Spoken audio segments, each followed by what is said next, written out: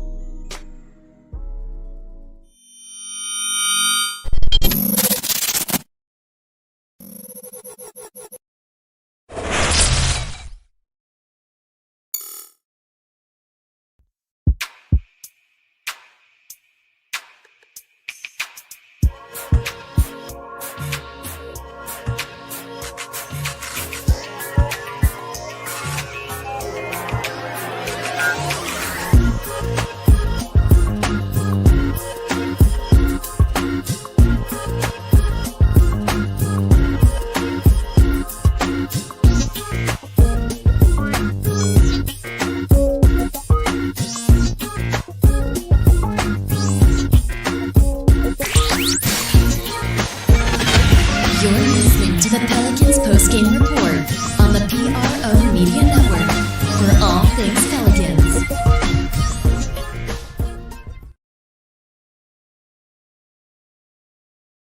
Good for guys.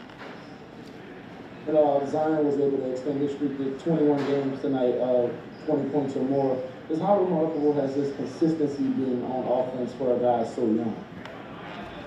Yeah, I mean, look, he's just a really, really good offensive player. So we see it every night. You almost just get used to it, You just get used to it. Like, I didn't even think tonight was like one of his better nights, You come out of the game saying, Zion was okay tonight. He was average, he's so good now. The standard's so high on the offensive end of the floor that, I don't know. You just start to take it for granted. I don't want to do that, but you do start to get that way sometimes. And Kyra also had a career high scoring night. What did you kind of see from him in his minutes off the bench? Well, he made shots. He got the ball up in the air better. That's the one thing I noticed. He's been shooting the ball really flat. I don't know if Spoon and the other assistants had worked with him, but he got the ball up in the air and shot the ball well. And he's always pretty good on the attack. Hit a little runner, he's active defensively. He was really good tonight, and it's a good night for him. He got to be interviewed, by TV after the game. It was great. Great night for him. One more. It was another off night offensively for Bledsoe. He's had maybe 7 or 8 of those, it feels like, in a row. Do you worry about a veteran like him, or because he is a veteran, you have the trust in him to kind of figure it out? Well, I've got the trust in him both to figure it out, but I've also got the trust in him at the defensive end of the floor. I thought he was good tonight on Schroeder, who's a really good player. I thought he was really, really good. But am I concerned? Yeah, because, again, I said it before the game, I'm concerned about his confidence. I'm not concerned about whether or not he'll make shots. He will. All he's got to do is make a couple. He'll go on another run. But he's not even really looking to shoot the ball a lot of times. That's what concerns me. Hey, Coach. Brent Martelli with AP. Brandon Ingram in the third quarter with the 17 points. Was that just kind of a flow thing? He was filming mid-range game, or was that by design, or how much of each? He's a really, really good offensive player, and, he was getting to his spots. His energy level, the last 2 games, energy and aggressiveness offensively has been outstanding. And he's just really good. All right, that'll be it. Thanks, Coach. All right. That's Stan Van Gundy family breaking down his thoughts on the game. As you can hear, old Stan Van, man, feeling pretty confident about the win tonight by the Pelicans, and rightfully so. And, of course, on the back end of that, discussion you heard Van Gundy talk about ultimately, the confidence of Eric Bledsoe, who's been struggling, but did give a decent output tonight as far as the defense is concerned. But in even seeing him not take the shots, the wide open shots, because that's a part of the confidence, man. He's just really he just don't have it right now. So Stan Van's talking I kind about of that. felt bad for him tonight, man. Mhm. Seeing Eric Bledsoe out there, I actually had a little sympathy tonight, man. I didn't want to bash him. You could tell he was trying not to, and he came and he's just all over the floor, bro. Played defense. He was a pest out there. He's just doing Josh Hart things, man. He almost had his career high, I think, like 17 rebounds. He's close to that. Josh Hart definitely was an engine for this team and kept the consistency with the second unit after BI kind of ignited things and got it going, and Zion had a little bit of a slow start. But man, it's just all around great effort by everybody, even Eric Bledsoe, man. Even Eric Bledsoe. Eric Bledsoe played horribly offensively, being scared, passing up shots. But would you please go look at that Dennis Schroeder stat and understand that's who stuck him all night? He held Dennis Schroeder to, let's see, what did he have? 15 points? And Dennis Schroeder is the big money guy. This is supposed to be the guy if they want to win. Man, you got to turn it up tonight. You know what I'm saying? It's coming to you. We need you to take more shots. Bron is out. It's the guy they're telling that to.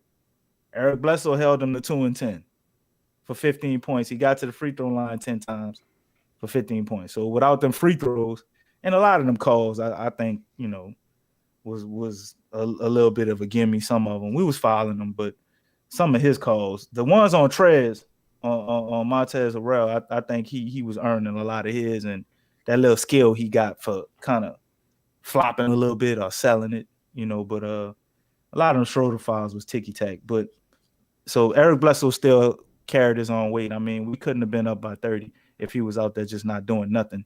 So as much as we normally probably would come in here and bash him a little bit, he actually played outstanding on the defensive end of the ball. And you heard Van Gundy mention that too, and that was the reason why he got 33 minutes. Yeah, that's an issue. That's well stated, and you're right. Yeah, his defense was there today, where his offense wasn't. And the good news is we didn't really need much of his offense today. He just did what he's supposed to do, slow Schroeder down. But we'll see how it shakes coming into Thursday, man. Because I tell you, man, a lot of people have him on the trade block. Him, JJ Redick, who a lot of the news coming out, he could be a buyout candidate, and not with this Lonzo thing. We could see a few moves here, family coming up. We've been kind of yammering for some trades. We might see a flurry coming up soon. Somebody or somebody's. Even if it's just one, right? All three, one of them leaving. Right. We pretty much understand that. All right, let's move it to the preview coming up on the 26th, man. As the Pelicans get ready in 3 days, they'll take on the Denver Nuggets. That's right, the same Denver Nuggets that we took out of the party a couple of games ago, return for a leave revenge in the Smoothie King Center. So this one will be 3:26, 7 o'clock tip-off time in the Blender, as the Pelicans will have that second home game there. The Joker returns in 27 points per contest on 57% from the field. He also is the top rebounder with 11 a game, top assist man with 8.6. So like we covered a couple of games ago, the Joker, man, is the top dude in 4 statistical major categories. Why is nobody talking about him for being an MVP? They are talking about him from MVP. Yes, I don't hear it enough, man. I mean, this dude is damn near averaging triple double, man. This is crazy. Yep, and a lot of that. Now you got Jamal Murray and Michael Porter Jr. and the rest of those guys that help out. But that team goes as far as the Joker going to tell. But he is mentioned in MVP talk. Zion Williamson is the top dude, 26 a game on 62% shooting from the field. That's ridiculous. Steven Adams, 9 rebounds a game. And then, of course, Lonzo, 5.6 on 32 minutes of action. So you look at the injury report as currently constructed. You see Montez Morris is listed as out. Greg Whittington is day-to-day. And, of course, J.J. Redick is out. Lonzo Ball is day-to-day. Really strange that both those players names are circulating amongst the trade block. They've developed injuries. Very unique. All right, and then I think Lonzo Ball is actually hurt, man. I mean, They actually had him in the warm-ups trying to see if he could play tonight. So I don't know if I really buy them, like, selling it as a trade on him. Maybe I'm wrong. But JJ Redick, we know what that is, bro. Talking about the heel of his foot, man. You better put some cushion under there and get out there and play if we needed you. The heel of his foot. When you heard an NBA player sit out the game because of they heel? I guess you can have a soft tissue injury or something in there. I know you have some deep bone bruises and stuff sometimes, and that's tough to play with. I actually had a bone bruise before. It's a lot worse than it sounds when you're trying to run on it and use muscles where that's at. But come on, man, I ain't never heard an NBA player missing a game because they heel. That's like somebody missing a game because they pinky toe or they hurt their pinky finger. When y'all heard that? Who y'all heard missed the game? Because, man, dudes break their pinky finger and snap that sucker back in place and go out there and continue the game, bro. Wrap some tape around that sucker. Let's go. Right. I don't need that to shoot. That's right. Yeah, JJ out of here, man. I hate this talk I'm hearing about us buying him out, though. I don't want to pay nobody $13 million to go away. Well, I mean, it wouldn't be 13 million. He played half the season, so be half of that. But still, $6.5 million just to go away. I ain't really feeling that. Yeah, yep. We'll see how it shakes, man. It's very interesting. While you was breaking down, was doing some side research, looking at some articles, and very interesting. We'll share that with the family members after we get through the preview. Okay, let's go on this preview, man. I'm scared, Q. I'm scared, bro. I know, bro. We gotta win, bro. Them Nuggets is gonna be looking for gold, Q. I know they're gonna be looking for gold, DC, but we gotta hopefully we don't look like no golden dip Pelican Nuggets. No, I think we're gonna turn them into the Denver Chicken McNuggets. That's what we're gonna do to their ass. We're gonna turn them into the Denver Chicken Nuggets. How about that? All right, so with that being said, I'm thinking the Joker figured something out in that second half, man. We held them to 4 points, bro. My thing was going strategic, like I said. I wanted to see how Adams was doing a good job on him. I don't know what the hell they figured out in the locker room, bro. But the dude put like 25 points in our head in the second half, bro. Yeah. I'm a little nervous, Q. I hear you on that. And most teams, the Joker make nervous, bro. But we got to continue to stay strong, bro, and play hard against these teams. These are playoff teams, bro. We're gonna see these guys in the playoffs. So these are our peers. So we got to play on that level. Denver averages 116 per contest, 110.7 they give up, 48.8% from the field, 44 rebounds per game, 27 assists.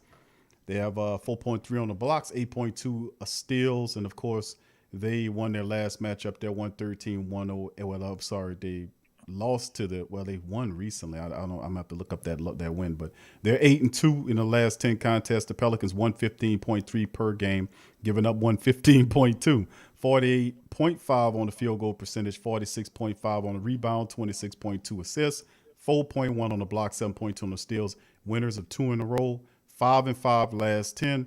And like I said, we have some interesting.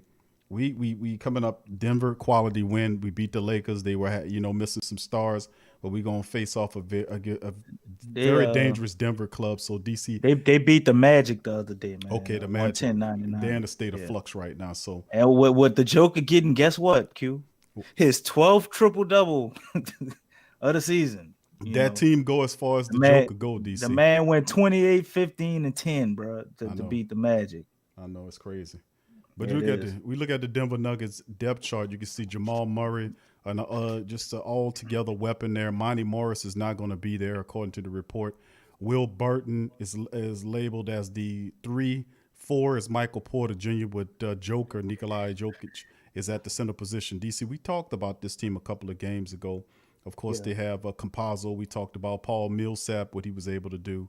They got a nice collection of players, man. They do. Very, very, very, very unique. Even Jermichael Green, man. He's another sneaky good guy. You know, I'm glad Morris is out. He's another guy that's pretty good. He comes off the bench and just knocks you out of there. I mean, he's a weapon. Right. And thank God they're not wise enough to find the correct way to use ball, because that would just really make it a headache. I don't know why they don't play him at all. They had that stretch in the bubble where he looked like he was going to be something. They don't really give him a lot of minutes. He ain't play against us.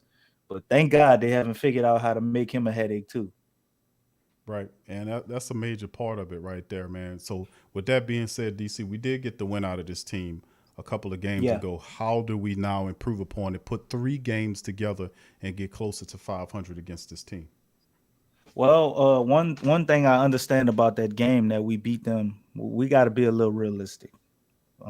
We had about 30 free throws, and a lot of people in Denver was complaining about that because I think they only got maybe 12 or 13 free throw attempts as a team. I Right. don't remember the exact number. We didn't really talk about it a lot on the I made show because mention we're of it so because I was used to us well, we getting so used to us being in the getting cheated. exactly. Right. So we felt good that we got our just due finally because people really be following us. Brandon Ingram too. You know what I'm saying? And they don't really call them all the time. I don't know, for every reason the referees go through this thing where they don't want to call fouls. And the Nuggets were a bit of a victim of that. I'm pretty sure we fouled them, to be, if I'm gonna be honest and not be biased, I'm pretty sure we fouled them more than 12 times. But I don't think we fouled them 30 times. I don't think they should have got the free throws we got. Joker and Zion is a different beast, and he kind of makes a lot of his points off of shots. But Jamal Murray probably should have went to the line a few more times, I'm sure. So we got to understand that they came out, they were saying stuff, and I think the referee is going to be a little more in tune. So they're probably going to get more than 12 free throw attempts, and obviously that was a big reason that they lost. Joker obviously got it started a little late. We already talked about that. So we got to find a way to kind of neutralize him, or if we're not going to neutralize him, then shut off the water for everybody else. Michael Porter Jr. got his usual 15 points, but that guy has the ability to explode, so we got to make sure he doesn't go off. Will Barton is another guy that can pose as a threat. We gave him a lot of 3-pointers, though, and he didn't really burn us. I mean, he hit some of them, but we was kind of living with what Will Barton was doing. And we got to keep that same mentality, man. I think we did a good job on the rest of the teammates, and Joker kind of, turned it on, and he did Joker-like things, and we didn't really stop that. But in all honesty, there's probably no real answer for it at this point. So the best thing you can do is hope to minimize it and not let him burn you for 40 or 50 points, which I don't think he will. I think Steven Adams is a good enough defender to basically hold him to his average at least and not get torched like that. But we really can't let Michael Porter Jr. kill us or Will Barton, because Jamal Murray is going to get him. He's going to get some buckets too. We're not going to be able to shut that guy down. But if we can slow him down, that's major. And another major thing is, will Lonzo Ball be playing? Because without him, Lonzo Ball guy was guarding Jamal Murray a lot. You're going to have Bledsoe on him now, which Bledsoe did a pretty good job tonight against Schroeder. But Schroeder and Jamal Murray are two different players. Not exactly the same. No. But Jamal Murray isn't a big guy, so that kind of goes in Bledsoe's favor. Usually if you're not like taller than him, he's able to do a pretty formidable job. So that's going to be a key matchup to watch. Jamal Murray, man, if we don't let him torch us, Michael Porter Jr. doesn't do something crazy, because he's a streaky guy that could get it going and have a 25-point game out of nowhere. Will Barton is pretty similar in that aspect. If we slow up those three guys and the Joker still does Joker-like things, we walk away with this game, man. We obviously need to handle our business on the offensive end. We can't go out there trying to jack up threes and miss and forget what we do. We are an inside-out team, so as long as we're getting in the paint, they're going to have to turn on the water and give us some fouls. And we will start to knock down shots once we play inside out. But if we come out there and we start trying to jack up 3-pointers, if the flow of the offense is real stagnant because Lonzo's not playing, and, because we had periods of that kind of this game. They were very sharp, but there was brief points in the game where I didn't like how the flow was going. And we start jacking up shots early in the shot clock. But, guys kind of had it going tonight a little bit. When you look at Brandon Ingram and what he was doing, you saw NAW trying to copy Brandon Ingram at times when he had it going. But, they were going in for the most part. But if we can continue to play as a team find the most efficient shot and play inside out. Also, while mitigating Jamal Murray, number one to slow down. Then I will put Porter and Will Barton. We could hold those guys to pretty average games. We easily walk away with the victory. That's a lot, man. And It's a tall. I know it's a tall, but that's a lot. Denver's a good team, man. Yeah, that's we did it already. We did. This is what we did last time. That's what we did last time. If you go look at Jamal Murray's stats, he had about 20-something points. Michael Porter Jr. had about 15. And I think Will Barton, he might have scored a little bit more than his average. He might have had 16 or 18 points or something like that. But nobody went crazy on us. You know what I'm saying? Yeah. And that's really the key. You can't allow them to explode. This is a team that could put up 130, 140 points, if you fall asleep and let them start doing their thing. So, yeah, a lot of aspects, they kind of remind me of us. They're like a more mature version. Yeah. Of the Pelicans. Obviously different players at different positions. Jamal Murray would kind of be like Brandon Ingram, and the Joker would kind of be like Zion, even though Zion ain't got no 50-point games. Y'all see my point. Just his presence and what he commands. You know what I'm saying? You have to be mindful of him all the time, just like you would Zion. He changes the whole dynamic of everything. And then they got a bunch of guys with a lot of talent, to fill in the blanks after that. So in a lot of ways, they remind me of the Pelicans. Yeah, I think you're right on that. It's going to be interesting to say the least of how the Pelicans deal with them this time around. And not to mention the fact that you'll be dealing with a pissed off Denver Nugget team looking for revenge, too. So with that being said, it's going to be interesting to see exactly how all that shakes, man, to be honest. I think it's softened the blow a little bit. Joker just had a triple-double. No, they're going to be they want to win out of the Pelicans, bro. I'm going to just tell you the truth. They want to get that win because good teams don't want to get swept. Right. We went in there and we got a good win, a very good, solid win. Against that team. It wasn't just like we didn't play our best game either. Nah, but listen, it was a workman performance against Denver, and we were able to beat that team. And listen, Denver is a good team. They're gonna look to kind of try to make a statement against the Pelicans in that one, man. So that's just my call on it. And if we beat them and Portland wins, then Portland gonna jump in front of them. I know they don't want that. Yeah. Portland, the 2 games back-to-back loss to Portland, and you're playing these teams and you're hoping that some of these teams. No, I'm saying if we beat Denver, and Portland wins their next game, they would pass Denver up in the rankings. That's what I'm saying. I got you. And they standards in the Northwest.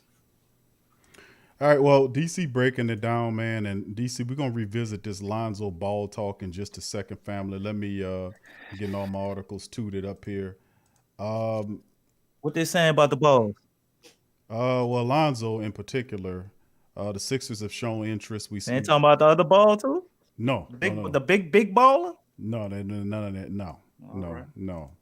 But I'm gonna show it. And this is ESPN's Adrian Wojnarowski reported today that Lonzo was one of the names the Sixers are considering via trade. His original report indicated that Sixers were looking at Kyle Lowry, but were hesitant on going all the way in on the veteran. Wojnarowski then followed it up with a series of names that the team is considering as alternatives, meaning Lonzo Ball, Norman Powell, and George Hill. Now, Ball's role with the Sixers isn't immediately clear. Hold on, let me give an opportunity for this to load, and I'll share it with the family members in a second. But yeah, it's a lot of stuff. It's the fact that, even Magic Johnson, he got on ESPN today and said that one of the smartest point guards, I think he said the smartest point guard, DC, and the smartest point guard in the NBA, basketball high IQ is Lonzo Ball. That's what Magic Hall of Famer Magic Johnson, one of my all-time favorite players, the Magic Man, said about Lonzo Ball. So, that was a very big compliment for him to give, and, to Lonzo. So, but go ahead, DC.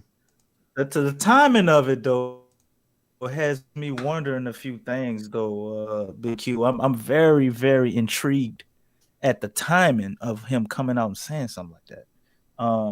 Part of me is is he saying that because he's saying the Pelicans shouldn't trade him? Or is he saying that to help his value so we can trade him? I'm just the timing of him getting on national TV and saying that, it just seems odd to me. Like, why the whole season's been going on. Lonzo's probably had his best season to play in February, and all of a sudden he just comes out now and says he's, one of the smartest point guards in the league. To me, I think unless him and David Griffin are friends, and he's doing David Griffin a solid for the AD trade and all this stuff, I don't know. But it would either be a signal that he's trying to send to the Pelicans that we shouldn't trade him because we could have something great, or he's trying to help David Griffin to get that trade value up to get some better deals. I mean, but which one you think it is, my brother? Because it's either one or the other. It could be either or. DC is so convoluted right now because you heard it started. I ain't gonna say it started, Right. but a lot of the heat started ratcheting up when LeVar Ball said what he said. So he obviously have some inside baseball on how much his son wants to make before we know because they obviously family and they talking. So I mean, but he ain't put out too much, but he got it cooking. And the next thing you know, everything came down the line, and then Magic said what he said. So it's without saying too much about him, putting him in elite light as far as that goes, because they have a lot of young, terrific point guards in the NBA right now. So I mean, to say Lonzo's the smartest one is a major compliment by Magic Johnson to do, man. To be honest with you. Well, they asked him if he thought Lonzo Ball. Well, why not say that about De'Aaron Fox? Like, you think Lonzo Ball is better than De'Aaron Fox? And what Magic said, I was like, man, it made me feel good, bro, because Magic is one of the best point guards, if not the best of all time. Yep. And he said exactly what I said. 6'9" point guard. It's not that De'Aaron Fox is better. I mean that Lonzo Ball is better than De'Aaron Fox. Lonzo Ball can do more stuff. You know what I'm saying? He can do a little bit of everything. And not so much with De'Aaron Fox when you start thinking about the defensive side of the ball and just the way that he sees the game and sets up teammates. I don't think De'Aaron Fox is on that level, but he's a hell of a scorer and way better than Lonzo Ball to ever be scoring the basketball. Yeah, we got an article on the screen showing the family members of Sixers have shown interest in the trade for Lonzo Ball. And, of course, it was some of the report that I was reading to the family members that's showing them from Adrian Wojnarowski what he was originally saying and what they were offering to give up. And then, of course, they said in the third paragraph, Ball's role with the Sixers isn't immediately clear as a current starting five in Philly ranks as one of the best in the league based on net rating. If Ball were to move into a starting lineup, he would likely be in place of Seth Curry, the current off guard to Ben Simmons. His improvements as a shooter make him apparent next to Ben Simmons viable and would help give the Sixers more space and around Joel Embiid, who was an MVP candidate before an injury sidelined him in early March. And of note, the Ball family does not have a history with Embiid, namely in LeVar. Back in 2017, Embiid created a stir by saying, blank LeVar Ball during an Instagram live, as he always does. LeVar responded aggressively. Eventually, Embiid squashed the beat, but it would create an interesting story. I don't think any of that. Well, Lonzo Ball and Ben Simmons, I don't know if a lot of people know this offseason, just as well as also he was also over there with Trae Young. Lonzo Ball was doing offseason workouts with Trae Young and at times with Ben Simmons. And I don't think it's ironic that both of those teams are in trade rumors for him. Atlanta is also in there too. I heard you sneak your Cam Reddish thing in there early again. I ain't say nothing, but I heard it.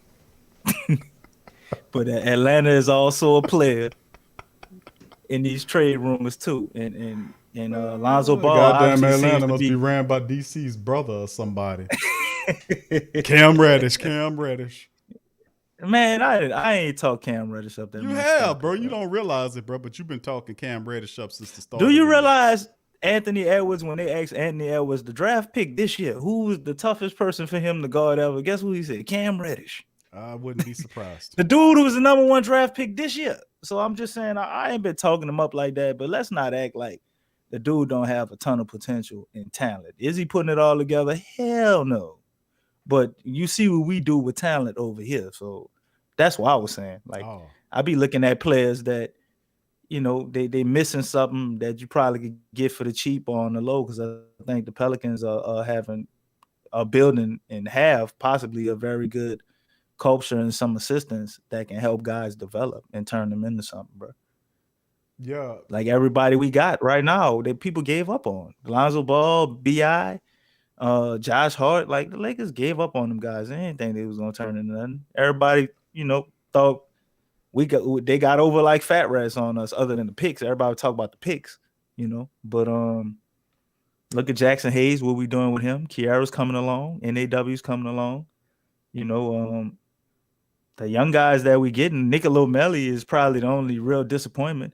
And then we ain't even touched Didi Lazada yet, but I've been paying attention to him overseas. He's been playing pretty good. And the team over there, they love him.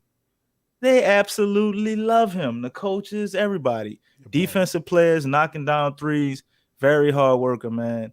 Guys getting better and better every day. So we don't even know where he is yet. So I'm just saying, you get this team and our organization talent. I'm thinking, just looking at us, we're going to be something similar like I was saying to the Nuggets, where if we get talent, we're going to be able to build them up and guys are going to be able to shine. Yeah, we'll see how it shakes, including on the Cam Reddish thing. Lonzo Ball seeking 20 million. Lonzo Ball Now, you see, I turned the whole thing away from Cam Reddish to talent, period, dude. I talked about a whole bunch of other players for that reason. And you want to bring it back to Cam Reddish. When did I become a Cam Reddish stan? I asked that question last show. I ain't get no answer. Lonzo says he's seeking $20 million contract annually in free agency. Here it goes. $20 million contract a year, says Lonzo Ball. After throw one in the chat if y'all think we should pay $20 million and keep Lonzo. That ain't funny. That's a serious question. All right. Well, don't be surprised when you get what you get in the chat. What's your answer is? I'm gonna leave it to the chat. How about that? We're gonna say. You gonna bow out like that? I'm just saying, bro. Come on, man. Stick to your guns, man. I've been saying I want Lonzo, bro, but it's at a price. You want it for $20 million? I don't know if I want him at $20 million. That's the thing. What you want him at 18? He wants 20. You don't never pay what they're asking. That's the whole thing. The whole thing is you gotta. I don't pay sticker price. You gotta make him understand that. And I know he wants to be here, and I know that's a part of he wants to play with Bi and Zion. So I mean, I'm not gonna pay you 20. I'm gonna make you come on down here. I'm gonna make you come down to maybe 16, 17, perhaps 18. Maybe I could throw some caveats in the contract if you get to the playoffs. I give you an extra meal or 2 or 3 or something like that. You know what I'm saying? If you lead the league, right, okay. I'm going to throw some incentives in there. If you lead the league in assists, I'm going to throw this in here for you. If you top 5 in steals, I'm going to throw that in for you. If you play 85% of in the games during the regular season, I'm going to throw that in there for you. I know that man normally sleep around this time, but I feel like you text that question to Mickey Loomis, bro. That's a very Mickey Loomis contract you building over there, bro. That sounds like Jameis Winston contract you drew up. A 1.1.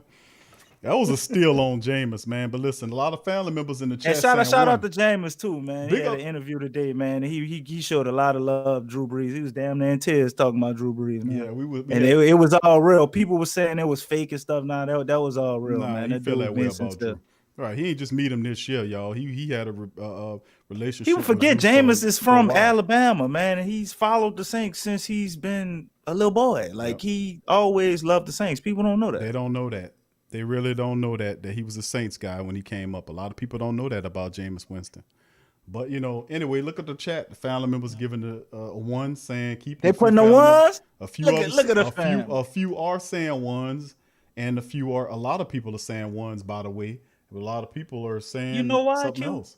Kenneth says 3 years, $60 million for him. That's 20 years, 20 a year right there, Kenneth. I mean, that's still 20. That's 20 a year. But I don't think that's bad. But I mean, if I'm gonna go that members, man, much love to y'all. If I'm gonna go that far, I might as well just go to full out 5, because in 5 years that 20 ain't gonna look like nothing. Yeah, but in 3 years, DC, that 20 ain't gonna look like nothing. That money goes up fast.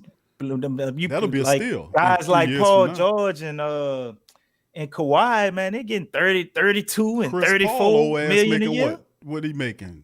What's Chris Paul making? I know it's all close to 30. I don't know what he made. I know he made like 30. He made 32 with the Rockets or something. I think he making 30. Right, was it 34 or 36? It's something like that. I know Chris Paul old ass making about 30 million now. Yeah, man. Gotta be I something don't like think that. people put in perspective. We think about 20 million, like what it means to us. But when you look around the league and you see guys making close to that, like people don't know a guy like what Ricky Rubio is making 17 mil. That's right. You know, people don't think about that. They show A guy like I might Kimball pull those Walker, contracts who's up. averaging about what 16 points a game or something, Yeah. he making like $30 million a Yeah, year. that's a great point, DC. And You if know you what I'm put it in saying? preference to that, give me a second. Let's go through this. I'm gonna pull up an article and see if we can pull up some of those contracts and make a comparison. Because yes, you are absolutely right. Ricky Rubio, sorry ass, is making We don't think Lonzo Ball plus better million, I than think Ricky it is. Rubio?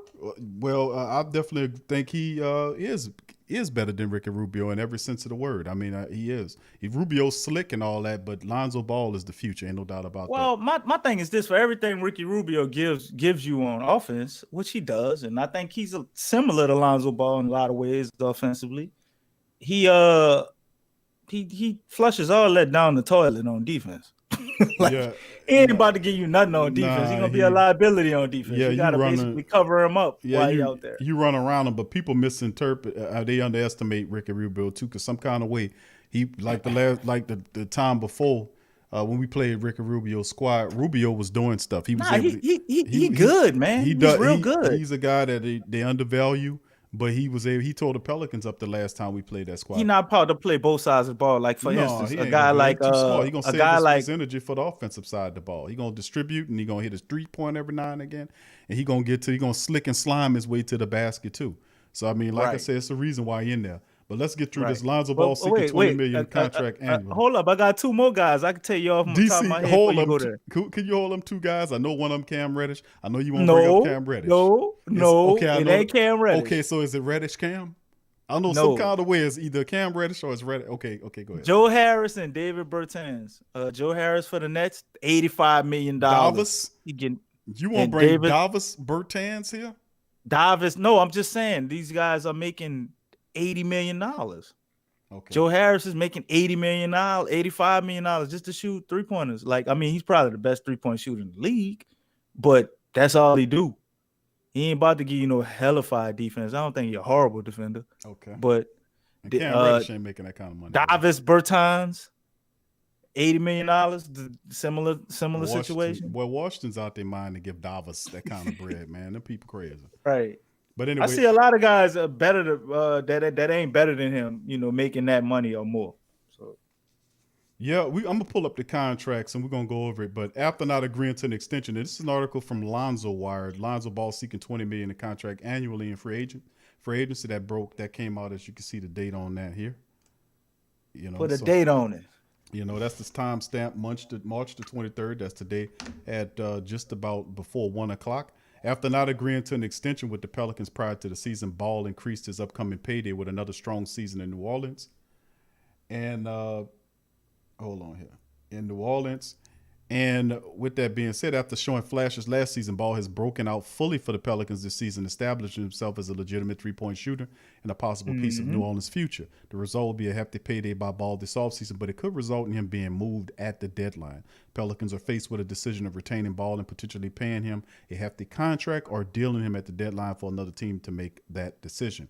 Now, that hefty payday could be even heftier than imagined, according to the Athletic Sam Amick. And this is the quote from this reporter, Sam Amick. He says, quote, "The Pelicans' willingness to discuss Lonzo has everything to do with his own market." That's a common thread here. It's not that the team doesn't like the player, but it may not like him at that price that is likely forthcoming in free agency. To that end, one source has discussed Lonzo dynamics with New Orleans, said that the 23-year-old guard is hoping to make approximately $20 million annually on this next deal. He's a restricted free agent this offseason. If Ball's contract is in the $20 million range, it would mean the Pelicans would have to commit roughly $94 million to the starting five of Ball, Ingram, Bledsoe, Williamson, and Steven Adams. That also doesn't factor in the potential restricted free agent deal with Josh Hart as well. The likely outcome would be the Pelicans moving Bledsoe, Adams, or both.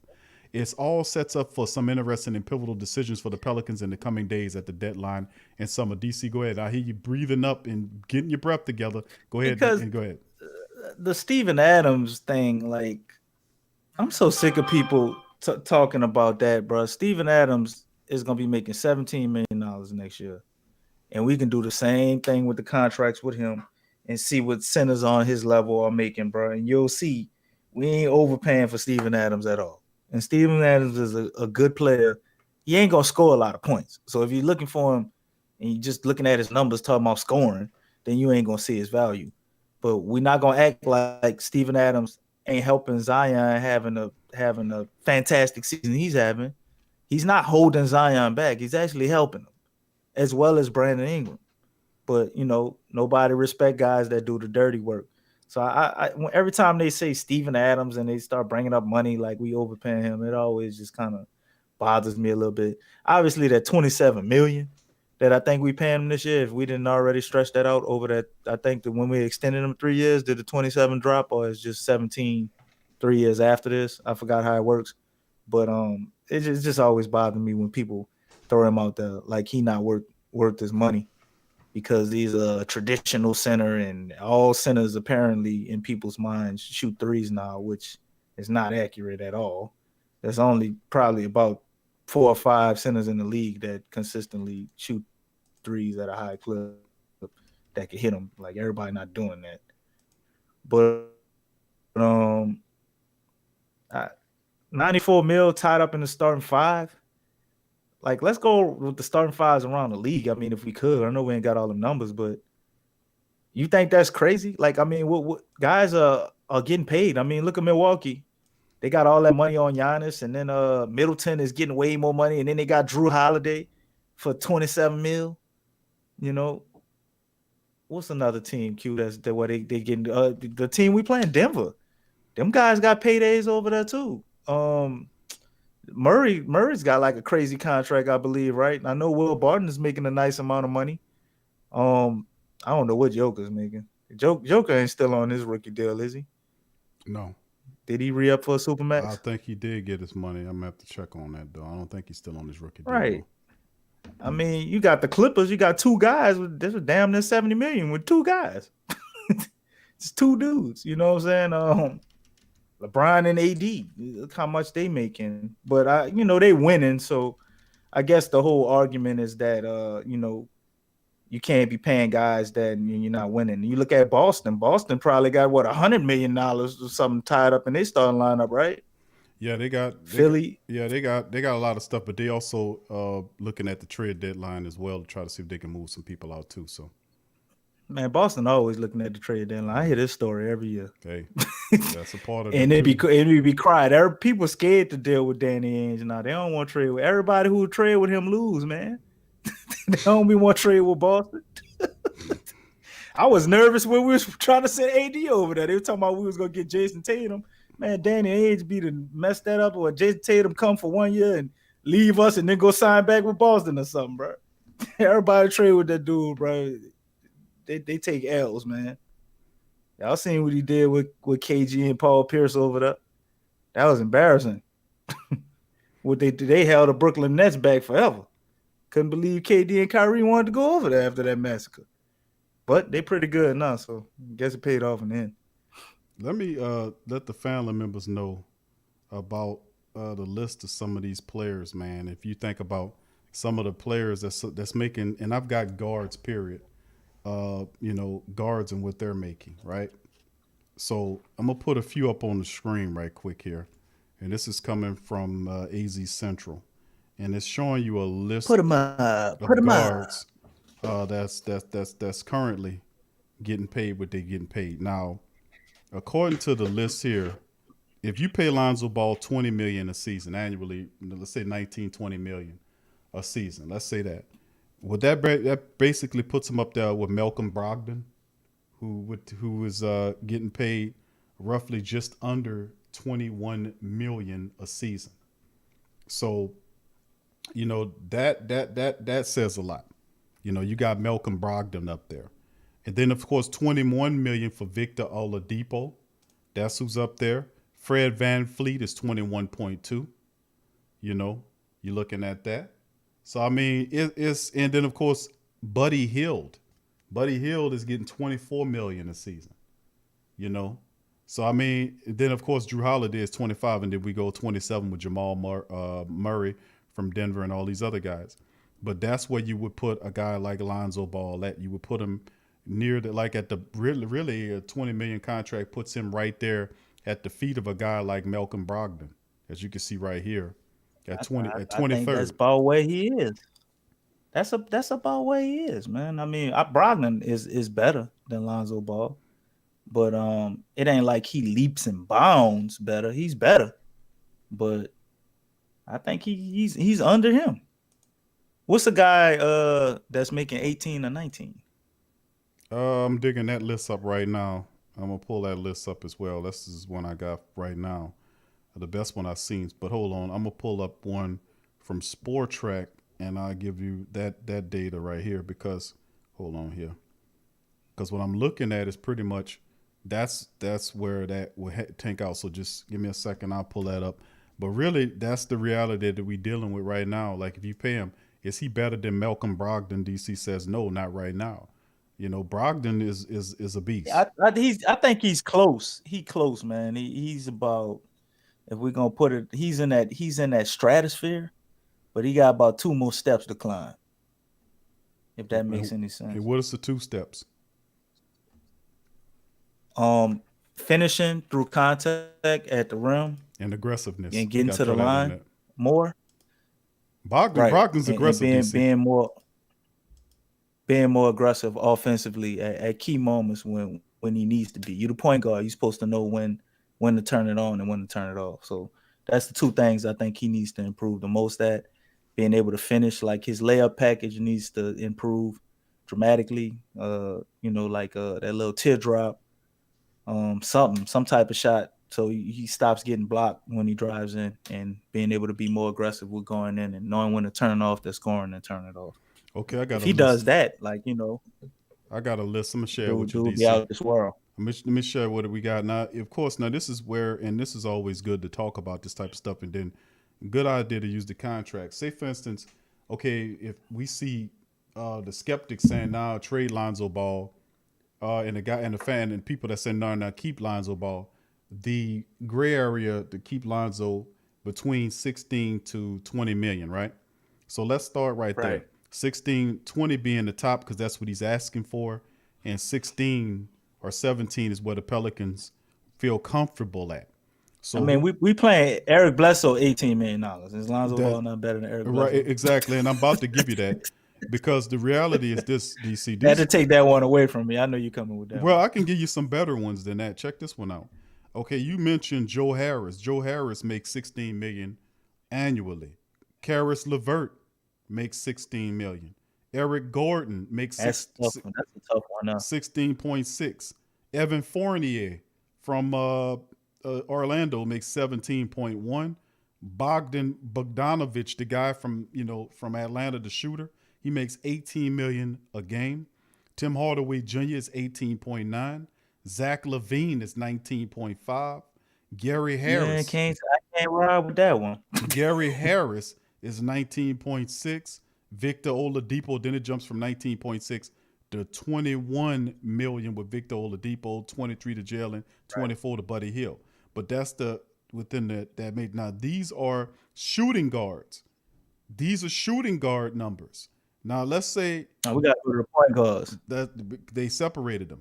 Now let's go to the point guards because he's a shooting guard right now. He's a Yeah, we all know he's a point guard though. Q. He gonna get paid. I got you on that, but not a shooting guard. I hear you on that, but that's the subject of the talk. It's like what is Lonzo? Is he a point guard or is he a shooting guard? Well, let's look at the difference.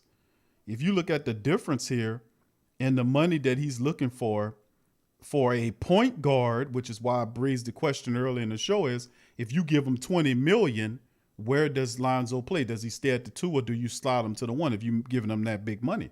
Well, look at this. I'd put him at the 1. The same deal. Between $16 to $20 million, this is what it looks like. $16 million, Dennis Schroeder, who we just played, gets $16 million a year.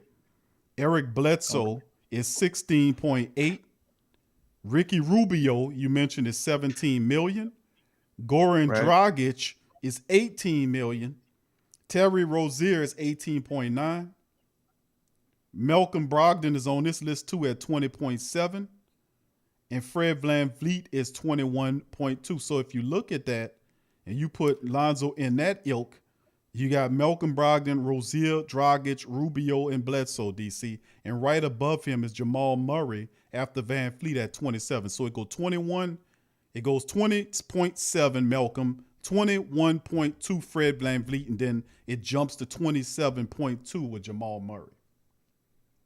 I mean, everybody you name, he's better. He's better than Goran Dragic at this point in his career. Obviously, a younger Goran Dragic, that would be a different 18 million argument for Goran Dragic. But right now, he's better than Goran Dragic. Overall, I'm gauging him overall. Like obviously, Goran Dragic is offensively far as scoring, he's better than Lonzo. But when you put in like leadership, Chris Paul's making 40. DC Chris Paul's making 41.3. Let's get that straight. Damn. 41 million, according to Sport Track, is what Chris Paul is making. He's the top paid point guard in the game, not named Steph Curry, who makes 43 million a season. Good Lord, man. Russell, My daddy should have put a basketball in mine. Russell was 41 DC a year, 41 a year. John Wall's 41 a year. 34 for Mike Conley, Kemba Walker, and Conley's 34. Kemba's 34. Kyrie's 33.4. Dame Time. Kemba is making the same money as Kyrie. That's 33. insane. Kemba's making 33.3. Wow. Yep. They 34.3. No, Really Kemba's making more than Kyrie Irving, DC. According to this, it's saying that he's 34.3. Irving is 33.4. Lillard Lillard DC is 31.6. He underpaid. Simmons is 30.5. Jamal Murray then comes in there at 27.2. VanVleet is 21.2. 20.7 from Brogdon is 13. Scary Terry is 18.9. Would you feel comfortable in that range with Lonzo? But these are the guys that you stackpile. I mean, Lonzo against. that's what you paying about. Like Lonzo Ball overall is better than Scary Terry when you add in the defensive side of him. Overall, like he's right there. Like I'm out. VanVleet is close whether you want to take VanVleet over Lonzo Ball or not. Obviously, offensively, VanVleet is able to get buckets. But and then you got Malcolm Brogdon and all of those guys. So Lonzo Ball and his people obviously sat down and looked at the same thing we looked at. We looking at right now because that's the table. He fits right in there. Like you looking at these guys, this is what they make. That's where I'm at. Some people might disagree or say a lot of those guys are better than Lonzo Ball. But when I look at everything, the whole thing, because a lot of guys, might score more than him. But I look at him as a facilitator, as how he fits with a team. Like there's not a team in the NBA that the guy can't play on and kind of mold his skill set to fit in. He'll be able to fit in on any team. He's going to give you an impact that might not always show up in stats. Correct. If I'm looking for a guy to compare to him, which is why I said if I was doing a 1-for-1 trade, a guy that I would want if I'm trading Lonzo Ball would be like Marcus Smart. A guy who's going to give me a huge impact that might not always show up in stats, brings like a leadership and a chemistry, and also give me that defensive presence because the facilitation we will miss with Lonzo Ball if we lose him, but having that defense on the perimeter is going to be something we hugely miss, especially after having Drew Holiday and then going to Lonzo Ball and then now that disappears. So you go from having the potential to we probably could have had one of the best defensive backcourt tandems if we would have had our whole team together correctly. We was all over the place with Alvin Gentry.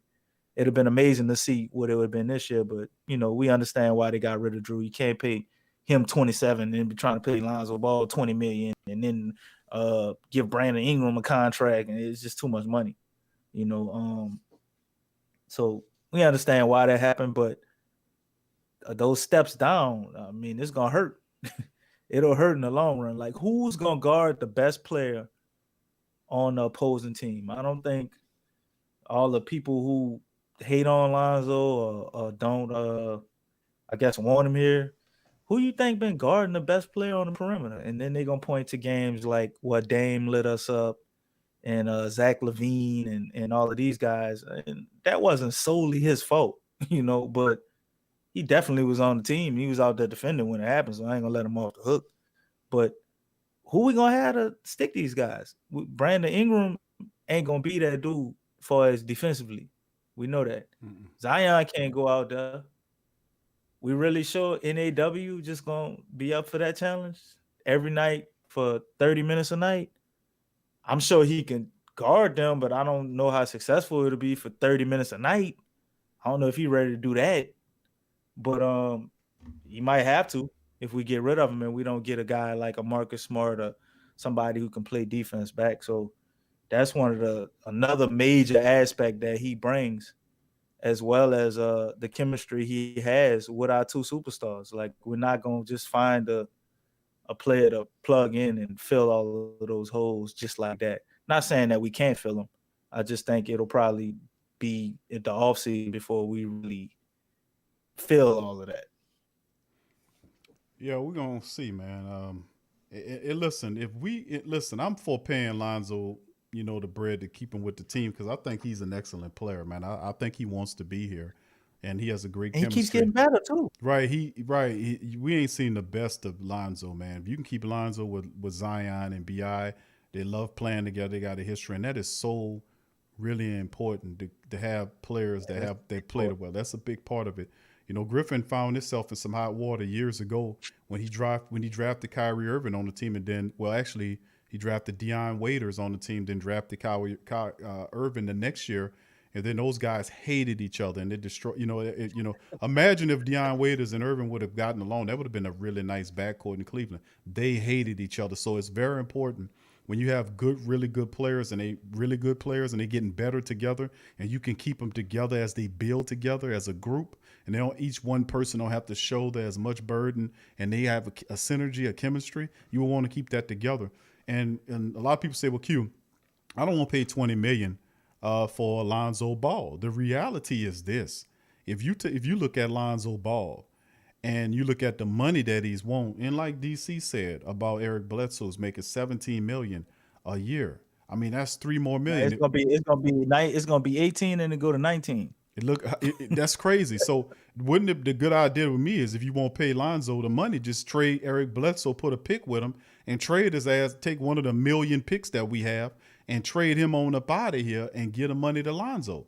I mean, one way that. But all this could have easily been avoided if we just never picked up Eric Bledsoe to begin with. But you couldn't. But see, that's the thing. That's why you couldn't move him out of here, DC. We said that when the trade happened, that the Pelicans should see if they can box and trade Eric Bledsoe.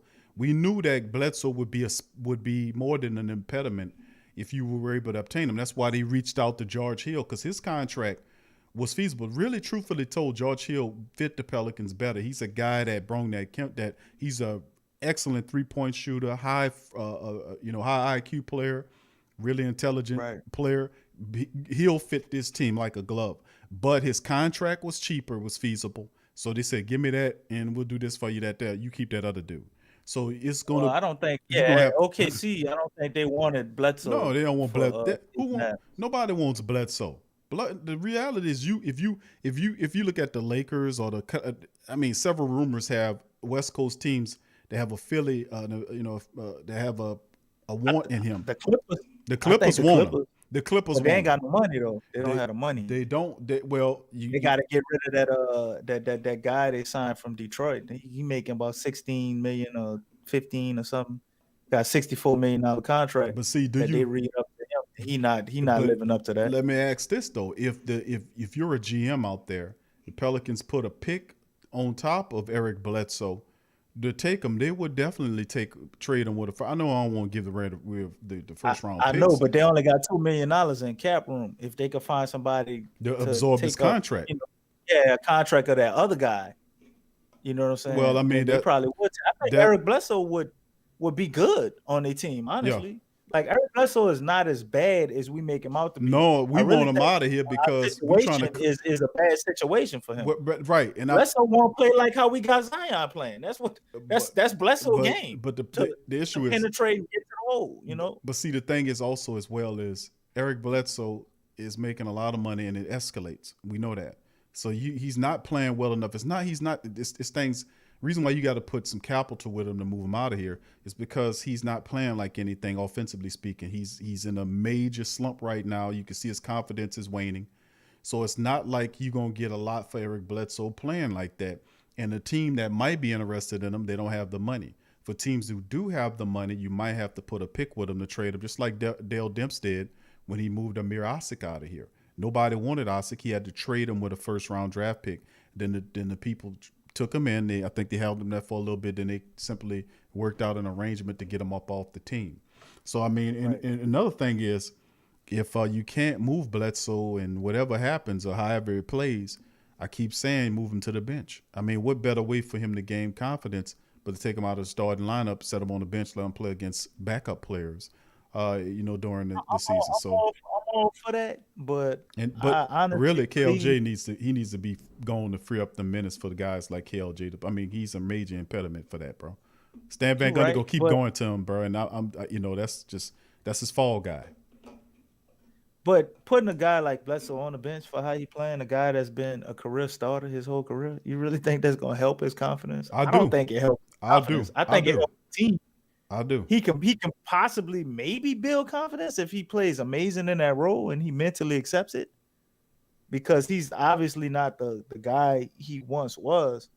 I think he just don't have that same pop like he used to have to me. I don't think he's as fast as he used to be. Probably can't jump as high. He still is pretty athletic, but I'm just saying compared to what he used to be. Well, I don't think he's adapting to that step back. But so you mean to tell me Bledsoe wouldn't? He's struggling and he looked like dog crap out there right now. I don't think the bench will help him.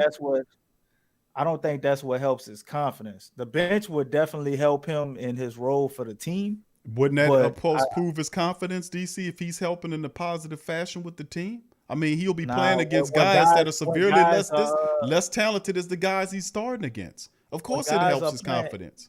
When guys are playing bad, like how he's playing right now, the only thing that seems to help their confidence is for them to be able to fight through it in the same situation. And we ain't giving them that much time, DC. I'm sorry. If he was playing like, I want to send him to the bench too. I'm not disagreeing with you. I'm just saying I don't think it helps his confidence. I don't think it helps his confidence. Is the only thing I disagree with. Well, I'm saying it got to help his confidence if he playing against less talented people than he playing against now. That means he has not if you he's passing up shots. He don't have the same aggression. If he was playing like how he was playing maybe the first 2 weeks of the season, we'd be killing him if he was hitting and we start him to the bench. DC, is better for him. Right. It's better for him to pass up them shots because you would be killing his ass right now if he was taking them. He'd be missing them. What was his line tonight? Well, he was 3 for what tonight and missed all the 3-point shots, and he was 3 from. He was 1 for 8. 1 for 8. Honestly, I 2 believe points. because basketball is a game of confidence, man. If he confidently takes them shots and believes they're going in, and you have a game where you're missing them, that's one thing. But if you taking them and you think you're gonna miss the shot before you take it, like you're done. You're done. Like you gotta visualize the ball going in, man, or it don't fall. Sometimes it don't. Nah, he feel like he gonna miss. That's why he missing. He got the Nick Melly thing going on right now. He closing his eyes and he says, "I am going to build a brick wall." Bang! I am building a brick wall. He's shooting them the tall, bro. I'd be happy when he don't have an elbow. It's kind of that little soft pink off the rim. He hitting them like that. He's shooting a lot of them short. I am building an effing wall. Bing. There you go. I am building a effing wall. Stan Van Gundy told me to build a effing wall. And he building it with bricks, 1 of 8. That's absolutely horrible. we've seen Eric Bledsoe be shooting 40%, from the 3-point line. So we've seen him have some offensive games where he played pretty good. I believe he has talent. Sometimes I just don't understand offensively some of the decisions he decides to make at times. That was really the thing. But just that confidence, man, confidence is a tricky thing, Q. And then by him being low like that, and then we send him to the bench right now, I don't think it helps his confidence at all. It helped the team, though. because we got guys that's ready to step up and perform, and we still can get that defensive performance out of him, even if his shot's not falling. He's still gonna give you some good defense, no matter who he's guarding, whether it's somebody off the second unit or not. And I'm sure he'll get some trash points off of playing good defense, but I don't think your shot just come back like that. You got to really believe in yourself. And then when you bench a guy who's been a starter his whole career, that's already a blow to your confidence. So you already low on confidence, and then you get benched. So now you even lower. No, well, I mean, the mentality of Eric Bledsoe is he always been a pit bull. So I mean, if he's not like you getting benched because it's an injustice. Sometimes you get benched and it's a kicking your arse to get up off of it and do something that you're supposed to do. And of course Bledsoe has to respond in kind. But see, we don't have time to play around with Eric Bledsoe. He'll be moved by Thursday. He'll be moved like what we did to Lonzo Ball last year. Exactly. Sometimes you gotta, if you're a superstar, man, you gotta earn it, man. Sometimes you're gonna hit that bench. Sometimes you gotta step up. Sometimes they got a guy behind you. Look what Jackson Hayes, how he responded kind to his hardships. And I mean, Billy Hernan Gomez was balling before Jackson said, you know what, I gotta do this and do that. And Jackson been balling because he can thank Hernan Gomez for a lot of that, because that gave him saying, listen, I'm a first round draft pick. This is mine. Nope.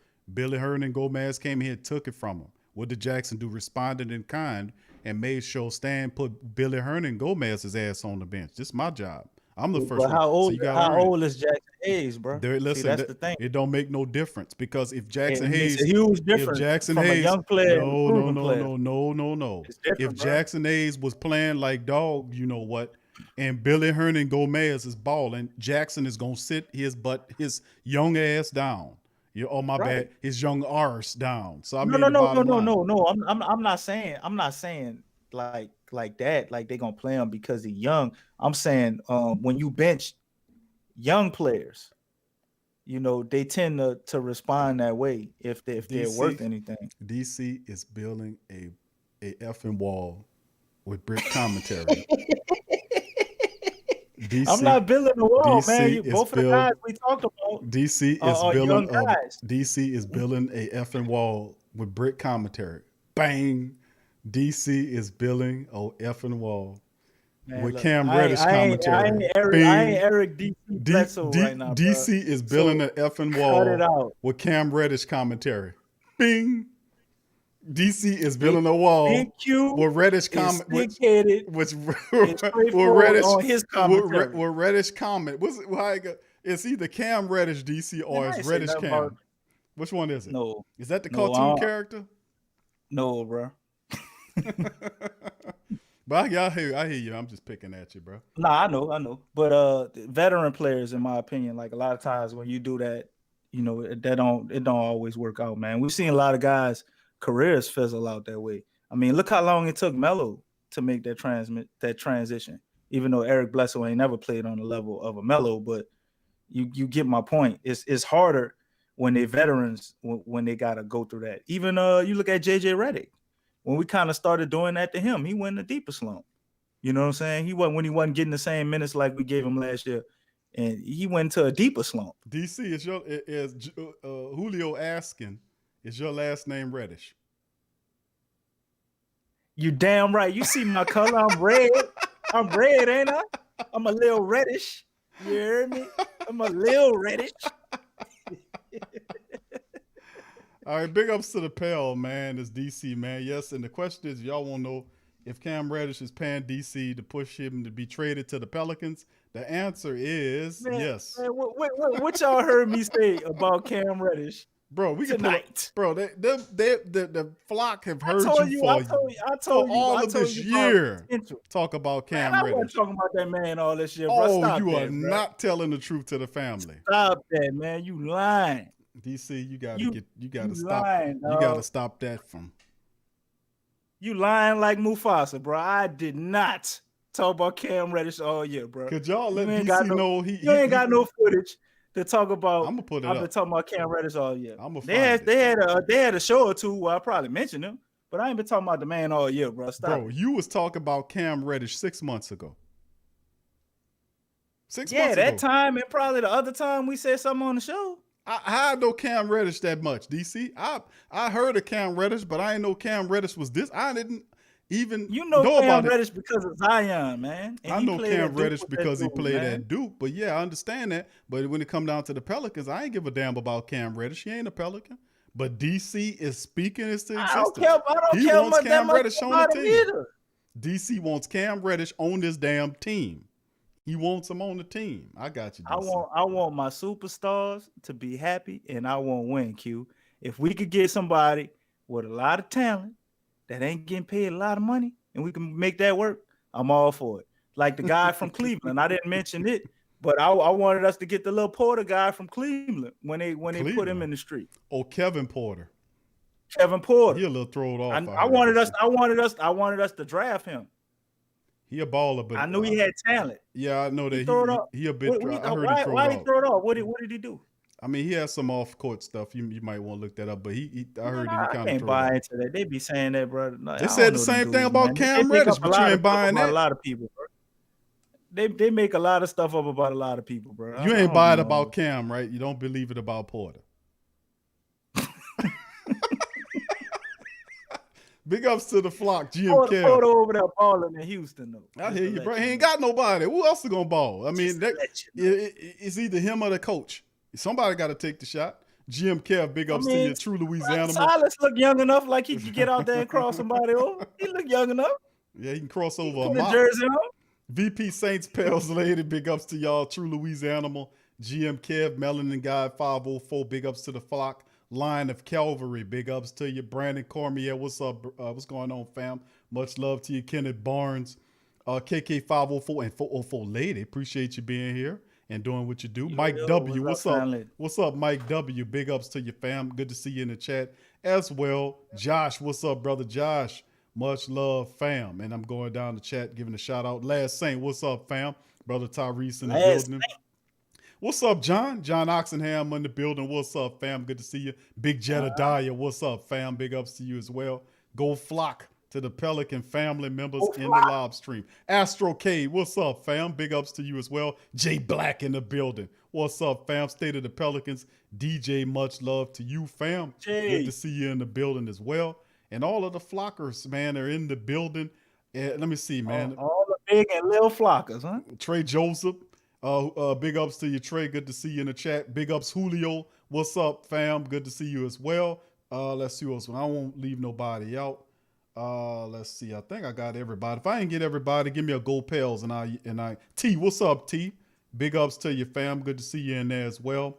All right, who else we got here? I think I got everybody. If I didn't get you, fam, give me a gold pals and I got you back. I got you. All right. I think I got everybody. If I didn't, what's up, Till? My dog Till. Big ups to my dog Till in the building. What's up, brother Till? Good to see you out there, my brother. Big ups to you. All right, who else we got there? I think I got everybody, fam. Just a sample. What's up, Just a sample? Who that? Go pals to you as well. And everybody, good to see y'all in the chat, hanging out with us late.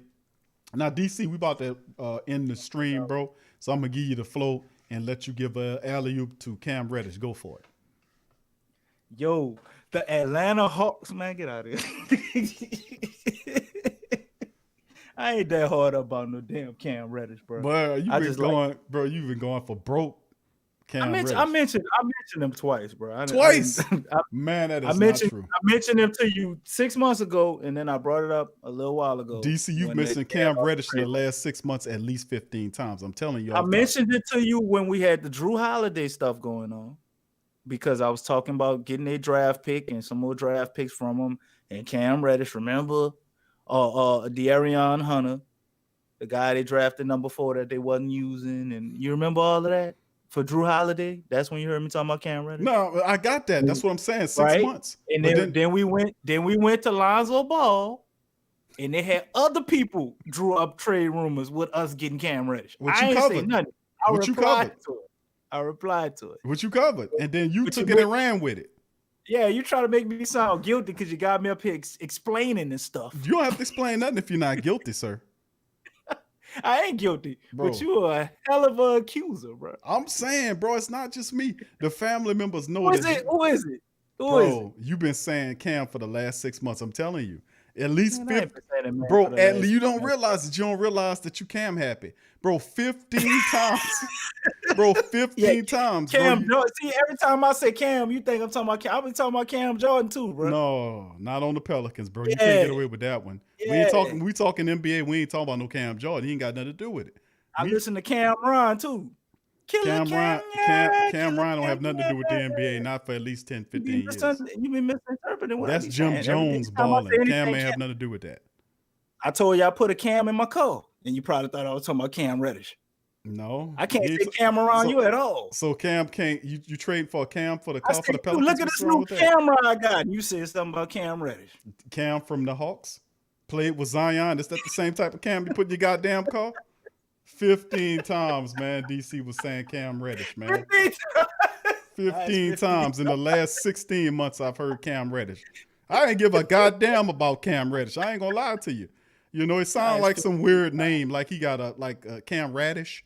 Like a cooking. It sounds like he's a cartoon character and on one of those cartoon food channels. You got Benny Banana and Sarah Strawberry, and then you got Cam Radish. He sounds like one of them, like a vegetable cartoon character. Cam Radish. Welcome to the Cam Radish Show. Today we're gonna draw colors, and we're gonna draw all kind of stuff. We're gonna draw pictures of plants and color them. So welcome to the Cam Radish Show. In today's show, we got DC. DC's one of our favorite guys. DC, welcome to the Cam Radish Show. Could you give me some props today? I like how you give me props. You've given me props 15 times in the last 6 months. Much love to you, DC. Go ahead and speak your I would like to hear some more on the Cam Radish Show. I go on this show and talk about Zion and Brandon Ingram. How about that? Would you at least admit to the flock that you've said Cam Reddish's name 15 times in the last 6 months? Could you say that? Man, I just told you. Anytime I say anything, Cam, you done went. I was talking about Cam Johnson when we was playing the Phoenix Suns, and you thought I said Cam Reddish. No. I'm like, man, I can't say nothing, Cam. No, bro. I'm telling you Cam happy, bro. You don't even realize it, bro. That's okay. That's all right, DC. We're gonna leave it alone. Cooking with Cam Reddish. That's what it's called. With DC is our co-host, I guest speaker on Cooking with Cam Reddish. Doing all the cooking. You calling me Jamaican? You always cooking some goddamn curry chicken. I love curry chicken, bro, and jerk chicken and all that. But we ain't talking about me today, DC. On today's Cam Reddish Show, we talking about you. What do you want to cook trying today? To fool y'all.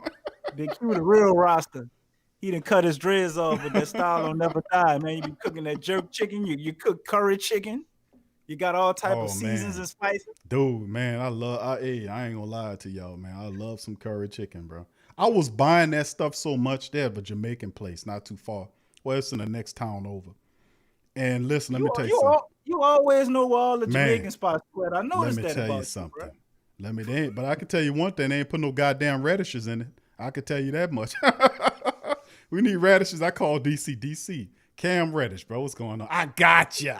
I got a crate of them for you. I was waiting for you to ask me that. I was waiting for you. I'm prepared. All right, DC. Thank you for shouting out Cam Reddish. I don't even much talk like that. You were shouting out Cam Reddish 15 times the last 6 months, DC. I'm just keeping man. I didn't legit gave him a shout out on the show twice. Oh, just twice. That's all. Just twice. Yeah. Okay. Let's see. That's ridiculous. All right, so that'll do it for the show today. I hope y'all enjoyed it. Much love to the flock. Big ups to y'all. Big ups to Cam Reddish and the rest of the family members out there. We appreciate y'all chiming in this one. DC, you want to shout out the famous phrase before we go? When Big Q come hating y'all, talking about we should trade Lonzo Ball. I ain't say trade him. Talking about we shouldn't pay Lonzo Ball. Tell him to get the flock out of here and go flock yourself.